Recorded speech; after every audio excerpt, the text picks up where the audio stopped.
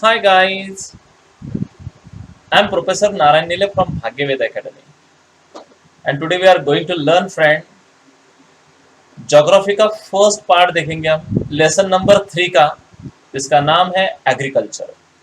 Friend, do you know what is mean bye agriculture? ये जो है फ्रेंड एग्रीकल्चर लेसन जो है वो ज्योग्राफी में एसएसटी का एक पार्ट है, लेसन नंबर 3, और ये क्लास 10 के लिए है फॉर सीबीएसई। चलो बच्चों, सभी को सुनाई दे रहा है मेरा आवाज? मैं दिख रहा हूँ? यदि मैं दिख रहा हूं तो प्लीज थम्स अप कीजिए। Yes, yes, very good, very good, very good, very nice. चलो थैंक यू, चलते हैं अभी। तो चलो फ्रेंड, हम क्लास 10 का ज्योग्राफी का लेसन नंबर 3 देखते हैं जिसका नाम है एग्रीकल्चर। एग्रीकल्चर का मतलब आप सभी को बच्चों को पता है, एग्रीकल्चर का मतलब होता है खेती करना। ओके, चलो देखते हैं। उसका पार्ट फर्स्ट है, टॉपिक फर्स्ट है, this agriculture chapter is divided into 2 topics. तो मैंने उसका 2 पार्ट में डिवाइडेशन किया है। चलो पहला पार्ट देखता मैं। उसमें देखेंगे अपन टाइप्स ऑफ फार्मिंग। देखो फ्रेंड, खेती तो की जाती है लेकिन उसके कुछ टाइप्स है, प्रकार है। अभी क्रॉपिंग पैटर्न भी के ऊपर भी प्रकार पड़ते हैं। क्रॉपिंग पैटर्न मतलब तुम किस प्रकार का क्रॉप उस खेत में लेते हो, उस प्रकार से आपका खेती के टाइप्स होते हैं, या मेजर क्रॉप्स कौन कौन से हमारे इंडिया में, वो सारी बातें हम इस टॉपिक नंबर फर्स्ट चैप्टर में देख रहे हैं एग्रीकल्चर का। चलो देखते हैं पहले what is mean bye agriculture. Agriculture is a primary activity. देखो फ्रेंड, ये जो है ना, ये प्राइमरी एक्टिविटी है, मतलब सारे नेचर से रिलेटेड है, उसको बोलते हैं प्राइमरी एक्टिविटी। देखो फ्रेंड, हमने देखा प्राइमरी, सेकेंडरी और टर्शियरी, तो उसमें का पहला पार्ट है एग्रीकल्चर, और वो प्राइमरी से रिलेटेड है, नेचर से रिलेटेड है। 2/3 of India's population is engaged in agricultural activities। बाप रे, हमारे इंडिया में जो पॉपुलेशन है, फॉर एग्जांपल कितनी पॉपुलेशन हमारे इंडिया में? 133 करोड़। इसमें से 2/3 पॉपुलेशन काय में एंगेज है? एग्रीकल्चर में एंगेज है। मतलब क्या करते हैं सारे लोग? खेती करते हैं। Since agriculture is as old economic activity, बराबर है, उसको हम एज ओल्ड इकोनॉमिक एक्टिविटी भी बोल सकते हैं। Why did we call it economic activity? जिससे पैसे आते हैं वो इकोनॉमिक एक्टिविटी, क्योंकि खेती करते हैं, खेती में से क्रॉप लगाते, क्रॉप निकालते, हार्वेस्ट करके फिर वो मार्केट में लेकर जाते, फिर मार्केट से फार्मर को क्या मिलता है? पैसा मिलता है। तो obviously it is a economic activity in India. Farming various from subsistence of the commercial type. कुछ फार्मिंग होती है फ्रेंड की जो कमर्शियल टाइप होती है, कुछ लोग फार्मिंग करते हैं तो कमर्शियल टाइप, कुछ सिर्फ फूड के लिए फार्मिंग करते हैं। तो ज्यादा से ज्यादा अभी इंडिया में जो फार्मिंग की जाती है वो कमर्शियल टाइप ऑफ फार्मिंग की जाती है। समझ में आया? ये था फ्रेंड, हमने पहली बार देखा प्राइमरी एग्रीकल्चर प्राइमरी सेक्टर में आता। हमारे इंडिया की 2/3 पॉपुलेशन एग्रीकल्चर सेक्टर में डिपेंड है। ये एज ओल्ड इकोनॉमिक एक्टिविटी है, और कमर्शियल टाइप ऑफ फार्मिंग आजकल हमारे इंडिया में की जाती है। नेक्स्ट, हाँ चलो, at present in a different parts of India the following farming system are practice. आपको ये क्वेश्चन आईएमपी कर डालो आप 100%। What kind of, what types of farming is done in India, मतलब हमारे इंडिया में किस प्रकार से फार्मिंग की जाती है? तो 3 प्रकार की फार्मिंग की जाती है। कितनी प्रकार की? 3 प्रकार की। चलो देखते हैं। पहला प्रीमेटिव सब्सटेंस फार्मिंग, दूसरा है इंटेंसिव सब्सटेंस फार्मिंग, और तीसरा है कमर्शियल फार्मिंग। ये 3 प्रकार की फार्मिंग हमारे इंडिया में की जाती है। आपको क्वेश्चन आता है what types of farmings are done for practice in India, हमारे इंडिया में किस प्रकार की फार्मिंग की जाती है? तो चलो 3 प्रकार की। पहला प्रीमेटिव सब्सटेंस फार्मिंग का मतलब बता दें, it is a practice of a small patches of land with the help of primitive tools with wood, dose and digging sticks. जो प्रीमेटिव पद्धत से फार्मिंग की जाती है, छोटा सा प्रीमेटिव पद्धत से मतलब समझता है कि आपको? प्रीमेटिव का मतलब प्राचीन पद्धत से, मतलब ट्रेडिशनल मेथड से। मतलब देखो, आज भी हमारे विलेजेस में यदि तुम गए तो फार्मिंग जो की जाती है वो मॉडर्न टाइप की फार्मिंग नहीं है। वो कौन सी टाइप की फार्मिंग है? प्रीमेटिव टाइप की फार्मिंग है। मतलब वहां पे आज भी बैलजोड़ी का यूज करके, इस्तेमाल करके, कुछ हुज वगैरह यूज करके, या डिओ यूज करके, या डिगिंग स्टिक्स यूज करके आज भी खेती की जाती है। तो उसको बोलते हैं प्रीमेटिव सब्सटेंस फार्मिंग। मतलब ये कौन से लोग करते थे? तो आदिवासी पीपल करते थे। देखो आदिवासी पीपल क्या करते थे, एक आधे एरिया में वो क्या करते थे, प्लेस टू प्लेस वॉन्डरिंग करते थे, उसको बोलते हैं नोमेडिक ट्राइब्स। क्या भी बोलते हैं अपन, nomadic tribes. What is mean by nomadic tribes? मतलब आदिवासी जमाती जो भटके रहते मतलब when they wandered from one place to another place in search of food, तो that is called the primitive people, that is also called the nomadic tribe. उनको हम क्या भी बोल सकते हैं, नोमेडिक ट्राइब भी बोल सकते हैं। तो वो जो करते हैं वो क्या करते हैं, कुछ एरिया प्लांट्स का रहता है, वो कुछ एरिया को क्लियर कर डालते, वहां के ट्रीज कट डाउन करते उस फॉरेस्ट एरिया के, और फिर वहां पे क्लियर करके उसको जला डालते। जलाने के बाद में वो एरिया क्लियर हो जाता, फिर हुड्स का यूज करके, मतलब हथौड़ा या क्या बोलते हैं अपन उसको, कुदड़, या क्या बोलते हैं अपन उसको, खोदने का, डगिंग करने का, डिगिंग स्टिक्स वगैरह यूज करके फिर वहां पे कुछ सीड्स डालते, बराबर। और फिर वो कुछ दिनों के बाद में, 2 मंथ 3 मंथ के बाद में वो हार्वेस्ट आता। फिर हार्वेस्ट में उसको क्या करते हैं, वो फूड निकालते और वो एक साल भर के लिए यूज करते। समझ में आया? यानी वो बेचने के लिए किया क्या उन लोगों ने? तो नहीं, फॉर सर्वाइवर देयर लाइफ, यानी उनकी जिंदगी जीने के लिए उन्होंने इस प्रकार से खेती करते। अभी समझ में आ गया what is the primitive subsistence farming? मतलब the farming is practice the small patches of land with the help of primitive tools like a hoe, dao and digging sticks. मतलब क्या बोलते अपन, स्टिक्स वगैरह यूज करके, या क्या बोलते उसको, पहाड़ वगैरह यूज करके, या कुदड़ वगैरह यूज करके, मतलब प्रिमेटिव इंस्ट्रूमेंट यूज करके, बराबर, बैलजोड़ी भी नहीं बराबर। तो इस प्रकार से यूज करके ये लोग कुछ अनाज निकालते हैं। फिर वो लैंड को, वो कुछ भी केमिकल फर्टिलाइजर यूज नहीं करते क्योंकि उनके पास है ही नहीं, उनको पता ही नहीं है, ये आदिवासी लोग हैं। It depends upon monsoon and natural fertility of the soil. देखो, और ये जो लोग हैं, ये यहाँ पे कुछ इरिगेशन फैसिलिटी क्या है क्या उनके यहाँ पे? तो नहीं, वो सिर्फ मानसून के ऊपर डिपेंड है। और नेचुरल फर्टिलिटी मतलब ऑटोमेटिकली 2 महीने के, 1-2 साल के बाद में वो क्या करते, वो एरिया को क्लीन करते। मैंने बोला वहां पे बोते, बोने के बाद में वो हार्वेस्ट लेते, हार्वेस्ट डाल के छोड़ दिया, फिर नेक्स्ट प्लेस पे जाते, फिर वो प्लेस को क्या करते, सेम कंडीशन से ऐसा ही करते। मतलब और वहां के कुछ ट्रीज क्या कर डालेंगे, काट डालेंगे, फिर उस ट्रीज को ऐसे पत्ते वगैरह बिखरा देंगे, फिर उसको क्या कर डालेंगे, जला देंगे, फिर और हुज, डैओ और डिगिंग स्टिक का यूज करके और वहां पे खुदाएंगे और थोड़ा सा वहां पे सीड्स वगैरह डाल देंगे। फिर कुछ दिनों के बाद में उसको छोड़ देंगे, फिर 2-3 महीने के बाद में और उस प्लेस पे आएंगे, वहां का हार्वेस्ट निकाल लेंगे और चले जाएंगे थर्ड प्लेस पे। लेकिन वो जो पहला प्लेस छोड़ कर रखा है, सेकंड प्लेस छोड़ के रखा है, वो कुछ दिनों के बाद में उनकी फर्टिलिटी क्या होती है, रिगेन होती है। अभी what is mean bye fertility, मतलब सुपीकता, जमीन की सुपीकता। देखो आजकल हमारे यहाँ पे जो खेती की जाती है वो ऐसे है क्या? तो नहीं, हम क्या करते हैं, एक ही, फॉर एग्जाम्पल हमारे एक घर में 2 एकड़ 3 एकड़ ऑफ लैंड है, तो अपन क्या करते हैं, ईच एंड एवरी ईयर हमारा जो फार्मर है वो ट्रैक्टर से यूज करके उसको क्या करता है, कल्टीवेट करता है, बराबर। उसकी फर्टिलिटी, लास्ट ईयर भी उसने क्या किया था, ट्रैक्टर से फर्टिलिटी करके, ट्रैक्टर से उसको क्या करके, क्या बोलते हैं अपन उसको, डिगिंग वगैरह करके, फिर वहां पे कुछ सीड्स वगैरह डाला और वहां पे कुछ हार्वेस्ट आया, फिर केमिकल फर्टिलाइजर वगैरह डाला, उससे हार्वेस्ट क्या हुआ, उसको बहुत अच्छा हुआ, फिर वो मार्केट में लेके गया, सेल कर डाला।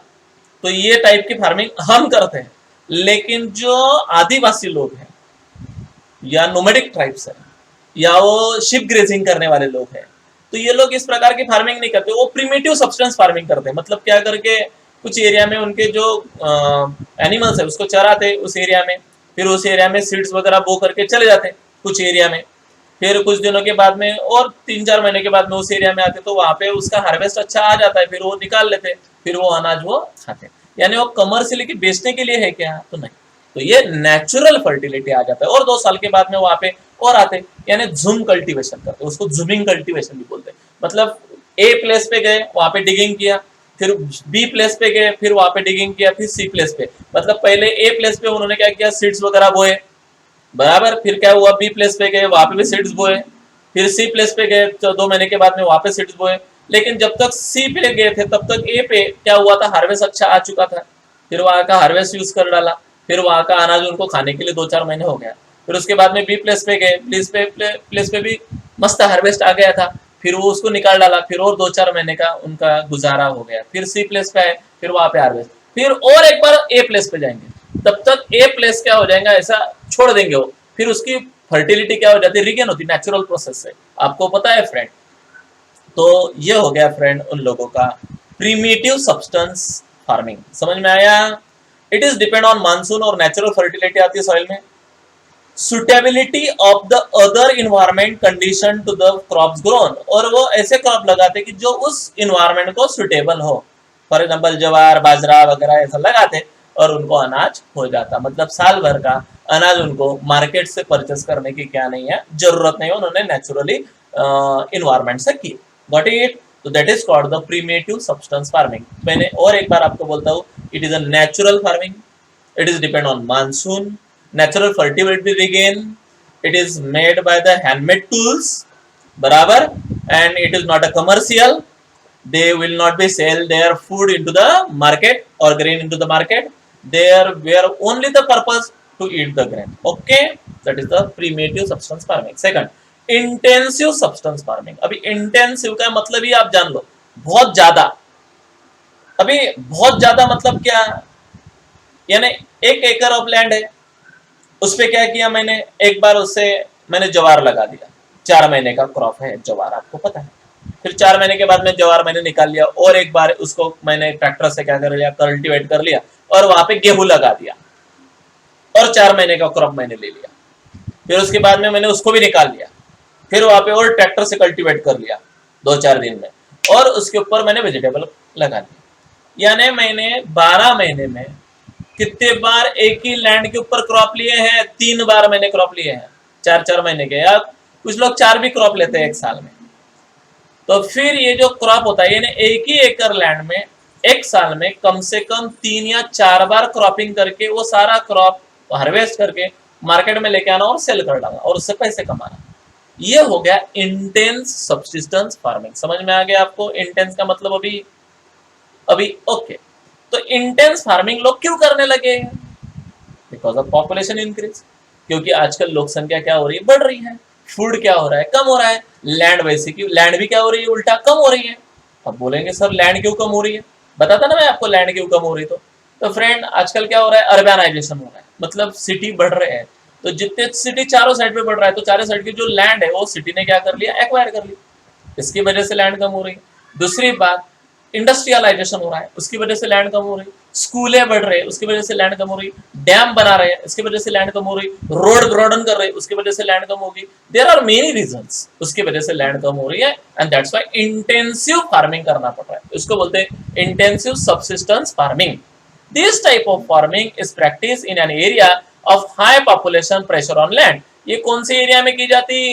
जिस एरिया में पॉपुलेशन ट्रिमेंडस है, फॉर एग्जांपल पंजाब, हरियाणा, बराबर उत्तर प्रदेश, इस प्रकार से ये फार्मिंग वहां पे की जाती है।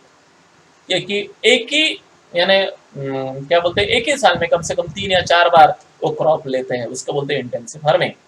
It is done where the high doses of biochemical inputs, बराबर है। अभी आपको पता है, आपने सुना होगा कि चलो एक बार क्रॉप लिया, मतलब क्या हो गया, उस एरिया उस लैंड की फर्टिलिटी क्या हो गई, कम हो गई।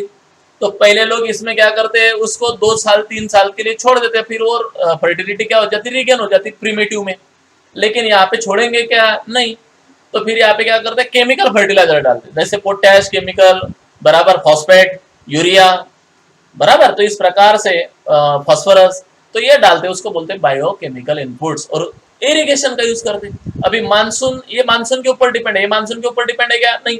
ये क्या करते, कुआं बनाते या ट्यूबवेल बनाते या किसी रिवर से पानी लेके आते, तो उसको बोलते हैं इरिगेशन। मतलब पानी की फैसिलिटी होगी वहां पे, मतलब एक साल में वो कम से कम 3 या 4 क्रॉप उसमें लेता। Are used by obtaining the higher production, और उसमें ज्यादा से ज्यादा प्रोडक्शन निकाला जाता है, उसको बोलते हैं इंटेंसिव सब्सिस्टेंस फार्मिंग। आपको 100% ये क्वेश्चन आने वाला है friend, how many types of और system, farming system are practice in India. कितने टाइप्स की और सिस्टम कितने प्रैक्टिस की जाती है हमारे इंडिया में। तो थर्ड है फ्रेंड कमर्शियल फार्मिंग। अभी कमर्शियल का मतलब मैंने तो पहले ही वर्ड से ही पता चल गया है कि ये किस प्रकार की फार्मिंग है, जिसमें ज्यादा से ज्यादा पैसे कमाने की लालच होती है, उसको बोलते हैं अपन commercial farming. The main characteristics of this farming is to use of the higher dosage of the modern inputs, यानी ज्यादा से ज्यादा उसमें क्या किया जाता है, अच्छा सीड्स लगाया जाता है, ज्यादा से ज्यादा केमिकल डाला जाता है, इंसेक्टिसाइड्स डाला जाता है, पेस्टिसाइड यूज करते हैं और उससे हायर प्रोडक्टिविटी निकालते हैं और वो मार्केट में क्या करते हैं, सेल करते हैं, यानी ट्रिमेंडस क्या कमाते हैं, पैसे कमाते हैं, यानी पैसे की लालच में की गई खेती, उसको बोलते हैं हम कमर्शियल फार्मिंग। समझ में आया फ्रेंड आपको कमर्शियल फार्मिंग का मतलब?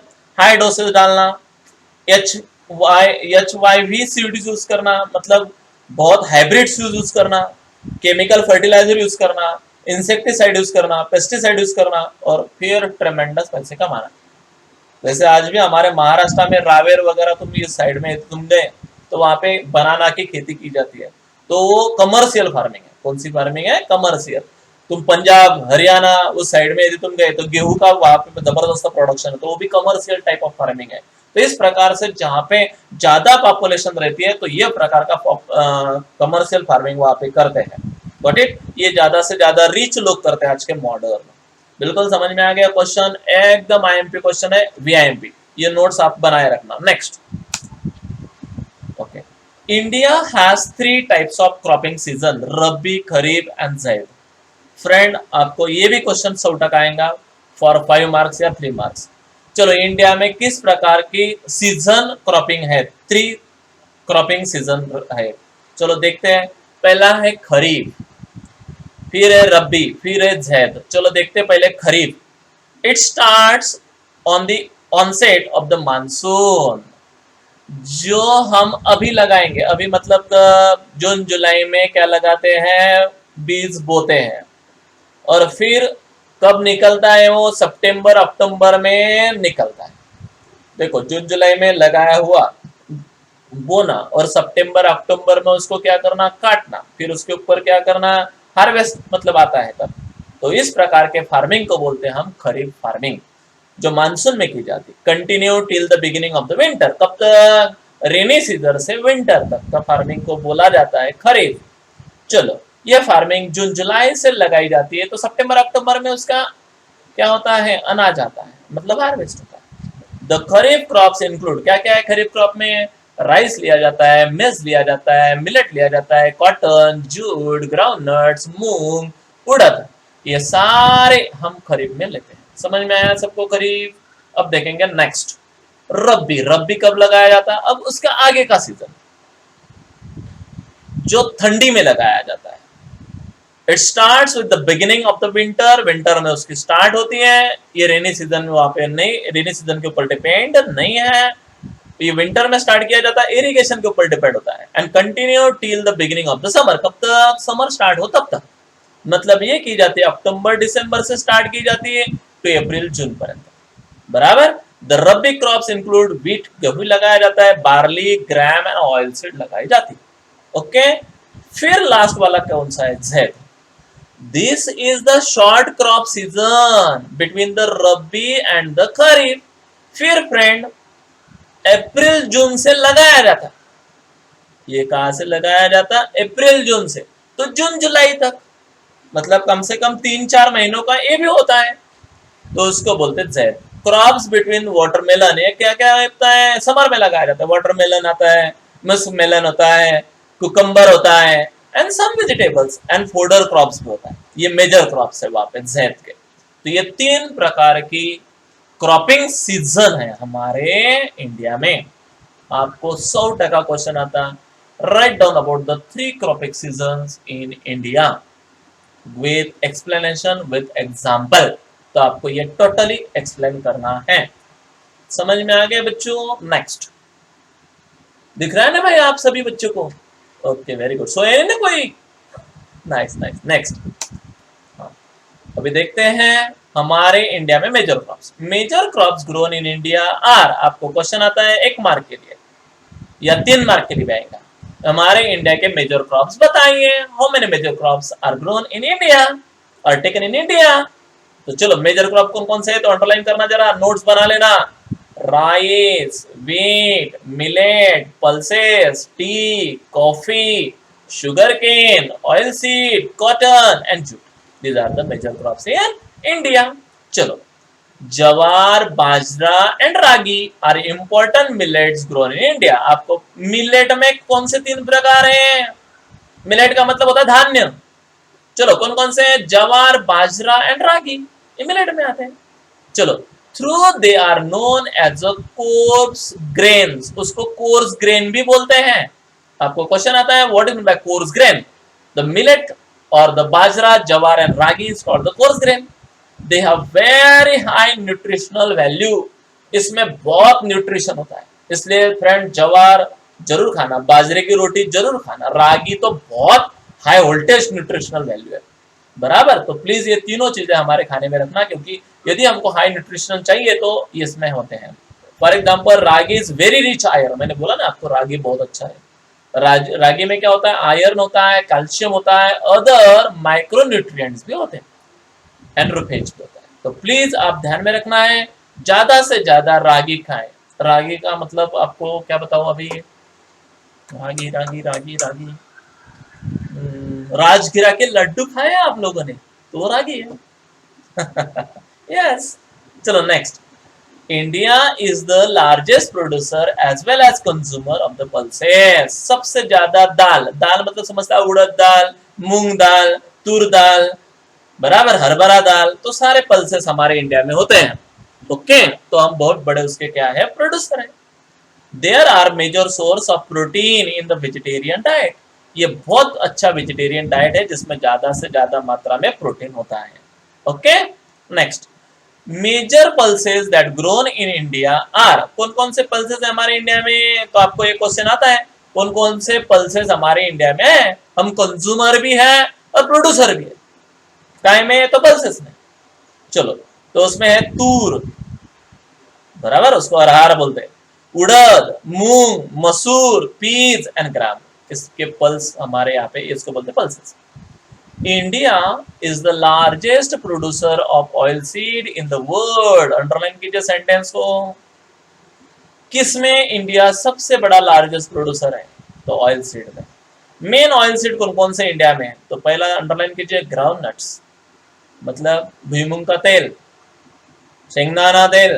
Okay, next mustard, coconut oil, सीसम ऑयल, तिल का ऑयल भी बोलते हैं उसको, बराबर, सोयाबीन का oil, castor seeds, cotton seeds, linseed and sunflower, these are the oil seeds. Most of these are edible and are used as a cooking medium. ये सब खाने के ऑयल है, इसको अपन कुकिंग में भी बहुत बार क्या करते हैं? हम यूज करते हैं, बराबर। चलो नेक्स्ट, ये आपको ऑयल का प्रकार आएगा, हाउ मेनी ऑयल्स टाइप्स, बराबर, और इंडिया ऑयल सीड में नंबर 1 है। चलो वो सब बताना है। अभी देखना है हॉर्टिकल्चर का मतलब क्या होता है। हॉर्टिकल्चर सुना है बच्चों आप लोगों ने? नहीं। तो एक modern type of farming is called the horticulture, जिसमें साइंस और आर्ट्स दोनों मिला के जो बनते हैं तो उसको बोलते हैं हॉर्टिकल्चर। देखो आप लोगों ने वो सुना होगा, क्या लगाया है खेत में? वो प्लास्टिक का लगाया होता है, क्या बोलते हैं उसको? प्लास्टिक का लगाया होता है, यानी बम्बू वगैरह से प्लास्टिक ऊपर से, मतलब उसको डायरेक्टली कांटेक्ट रेनी सीजन से नहीं और सन से नहीं, बराबर, तो इसको बोलते हैं हॉर्टिकल्चर। चलो देखते हैं, horticulture is the science and arts of growing plants, बराबर, उसमें फ्रूट्स लगाते हैं, वेजिटेबल लगाते हैं, फ्लावर लगाते हैं, एनी अदर कल्टीवेशन, ओके, कल्टर, तो ये लगाते हैं। India is the largest producer of fruits and vegetables in the world, यानी फ्रूट्स में भी अब नंबर 1 है, वेजिटेबल में भी है। India is the producer of tropical as well as temperate fruits, तो यहाँ पे सब प्रकार के फ्रूट्स हमारे इंडिया में आते हैं। ओके, उष्ण भी आते हैं और टेम्परेट भी आते हैं। तो उसको हमको इस प्रकार का बोलते हैं हम। हॉर्टिकल्चर का मतलब होता है फ्रेंड, वो जो प्लास्टिक का लगाया जाता है वो, इसको मैं जो याद प्रॉपर वर्ड नाम नहीं याद आ रहा है, बट ध्यान में रखना उसको, आप दिखेंगे, आपको बहुत जगह पे आजकल अवेलेबल है।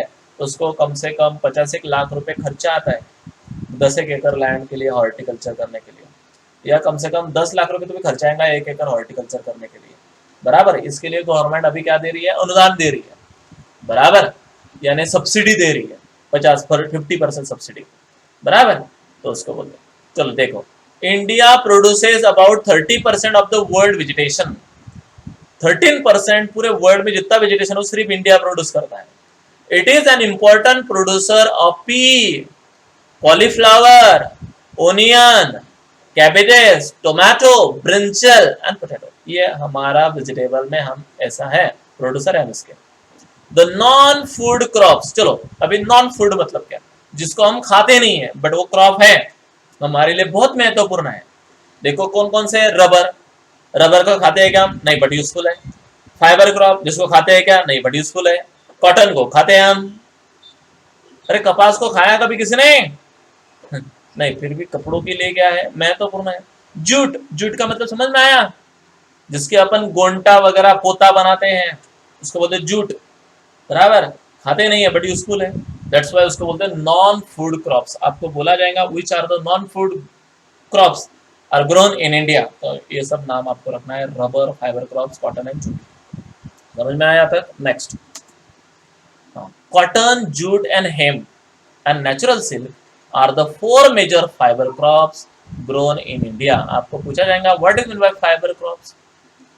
अरे फाइबर क्रॉप्स मतलब ऐसे क्रॉप कि जो खाते नहीं, नॉन फूड है बट यूजफुल है. फॉर एग्जाम्पल कॉटन आता उसमें, जूट आता उसमें, हेम्प आता और नेचुरल सिल्क आता, रेशम. समझ में आया. चलो देखते हैं. Jute is known as the golden fibre. बाप रे, जूट को क्या कहते हैं, गोल्डन फाइबर बोलते हैं, क्योंकि थोड़ा सा कैसा है, गोल्डन जैसा दिखता है, दैट्स व्हाई गोल्डन फाइबर.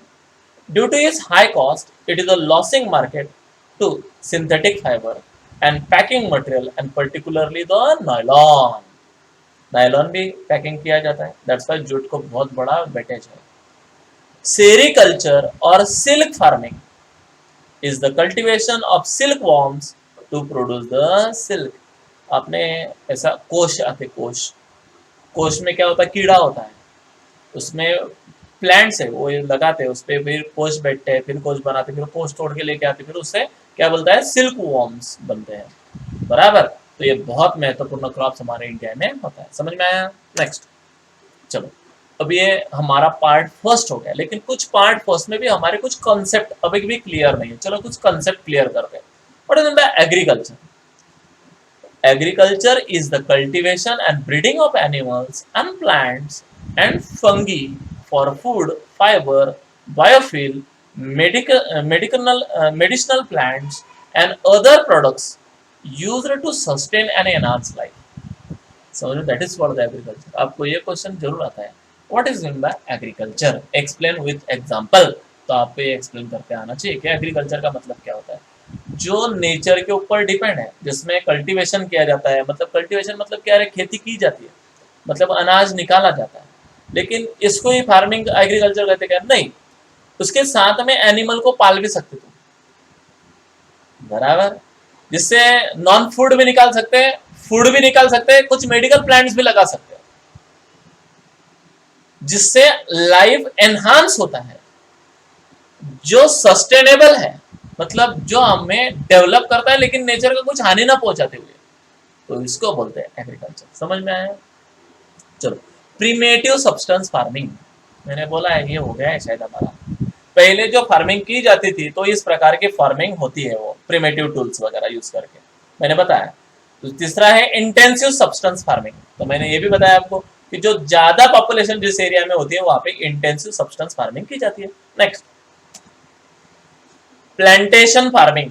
अभी वर्ड ये नहीं हुआ है हमारा. प्लांटेशन फार्मिंग मतलब जिसमें प्लांट लगाए जाते हैं. फॉर एग्जाम्पल मैंगो प्लांट्स लगाए जाएंगे, फिर उससे जो क्रॉप आएगा वो बेचेंगे, फिर प्रॉफिट आएगा. चीकू के प्लांट्स लगाएंगे, बराबर, रबर के प्लांट्स लगाएंगे. तो ऐसे प्लांट्स लगाना, फिर वो उससे सेल करके क्या करते हैं, बहुत अच्छा पैसा कमा सकते हैं. साग के प्लांट्स लगाना, बराबर. तो ऐसे प्लांटेशन फार्मिंग बोलते हैं. इसको कमर्शियल फार्मिंग भी बोलते हैं. Commercial farming where the crops are grown for profit, सिर्फ काय के लिए की जाती है, प्रॉफिट के लिए. चलो, commercial farming, farming in which the farmer grows the crops with the sole aim of selling the produce for the commercial purpose. मतलब कमर्शियल पर्पस के लिए वो प्रोडक्शन क्या करना है, सेल करना. That is called the commercial farming. उसके बाद में बोलते हैं सेरीकल्चर. अभी what is mean by sericulture का मैंने बताया, वो वॉर्म्स का, सिल्क वॉर्म्स. और सिल्क फार्मिंग, उसको सिल्क फार्मिंग भी बोलते हैं. It is the rearing of the silkworms for the production for the new raw silk. Okay, next है हॉर्टिकल्चर। हॉर्टिकल्चर में हॉर्टिकल्चर इज द साइंस, ये भी मैंने बताया आपको, science add and growing caring of plants specially flowers fruits and vegetable अंदर लगाए जाते हैं, उसको हॉर्टिकल्चर भी बोलते हैं। प्लास्टिक का कवर वगैरह आवर लगा के, मतलब वो डायरेक्टली नेचर से उसका कोई क्या नहीं रहता है, संबंध नहीं रहता है, बराबर। तो नेक्स्ट जूमिंग कल्टीवेशन। अब मैंने पहली बार बताया मैंने आपको, जो फार्मर जो नोमैडिक ट्राइब्स करते हैं जूमिंग कल्टीवेशन, मतलब एक जगह पे आना, वहाँ पे एरिया क्लीन करना, वहाँ पे प्लांट्स वगैरह जला डालना, फिर वो हुज वगैरह से क्या करना या स्टिक से वो जमीन को क्या करना, खदेड़ देना, फिर वहाँ पे सीड्स लगाना, फिर छोड़ देना उस प्लेस को, नेक्स्ट प्लेस पे आना बी पे, फिर सी पे मैंने बोला, फिर उसके बाद में और एक बार ए पे आना, तो इसको बोलते हैं जूमिंग कल्टीवेशन। मतलब 3 सालों में और उस प्लेस पे वो आते हैं, तो उसको बोलते हैं jhum cultivation. Is known as a slash and burn. देखो कुछ प्लांट डालते हैं agriculture to process the growing crop by the first clearing the land and trees and vegetation and burning them thereafter. Okay, तो वहां पे किया जाता है। रब्बी का मैंने बोला आपको, रब्बी का मतलब क्या होता है, जो रब्बी का क्रॉप्स मतलब होता है, जो पहले मैंने बोला था खरीफ, जो मानसून में की जाती, मतलब रेनी सीजन से स्टार्ट होता विंटर तक। रब्बी उससे उल्टा है, विंटर से स्टार्ट होता समर तक। इसके भी मैंने एग्जांपल बोले, इसके भी मैंने एग्जांपल बोले। नेक्स्ट, अभी जेद का भी मतलब मैंने बोला है आपको कि जो समर में स्टार्ट होता था मानसून तक, तो उसके भी मैंने बोला फोडर वगैरह लगाते हैं, वहां पे कुछ वेजिटेबल्स लगाते हैं। चलो, मिलेट का मतलब क्या होता है, अनाज धान्य। Millet are grown highly variable small seeds grasses widely grown around the world as a cereal crops and grains for the fodder of the human food। इसे ह्यूमन फूड भी होता है, जवार बाजरा रागी, उसको मिलेट कहा जाता है। These are known as a coarse grains भी कहते हैं उसको। ओके, क्रॉप रोटेशन मतलब क्या, ये बहुत अच्छी कॉन्सेप्ट है। देखो फ्रेंड, मैंने फॉर एग्जांपल जवार लगाया अभी इस साल में, तो नेक्स्ट साल में जवार नहीं लगाना, या इस साल में बनाना लगाया तो नेक्स्ट साल में कॉटन लगाना, फिर नेक्स्ट साल में दूसरा और कुछ लगाना, बराबर, तीसरे साल में और कॉटन लगाना, मतलब 3-4 साल के बाद में रोटेशन में क्रॉप्स लेना, तो उसको बोलते हैं क्रॉप रोटेशन। एक ही क्रॉप्स बार बार हर साल में क्यों नहीं लेना, क्योंकि एक ही न्यूट्रिएंट्स जमीन से क्या हो जाएंगे, निकल जाएंगे, तो फिर वो जो जमीन है वो बंजर बन जाएंगी। दैट्स व्हाई क्रॉप रोटेशन में लगाना। पहले फॉर एग्जांपल जवार लगाया तो नेक्स्ट साल में ओनियन लगाना, फिर गेहूं लगाना, फिर बनाना लगाना, फिर कॉटन लगाना, ऐसा changes. Crop rotation is the practice of growing the series of dissimilar or different types of crop in the same area in the subsequent season। Okay, इस प्रकार से फ्रेंड ये लेसन यहाँ पे ये लेसन नहीं खत्म होता है, सिर्फ उसका पार्ट फर्स्ट खत्म होता है। Regarding this, if you have any kind of problem, please ask me, I will surely solve each and every problem of you. Thank you, और thank you for watching this video. और यदि आपको कुछ problem रहा तो please ask me in my comment box, I will be surely solve your problems. Okay, bye. Thank you.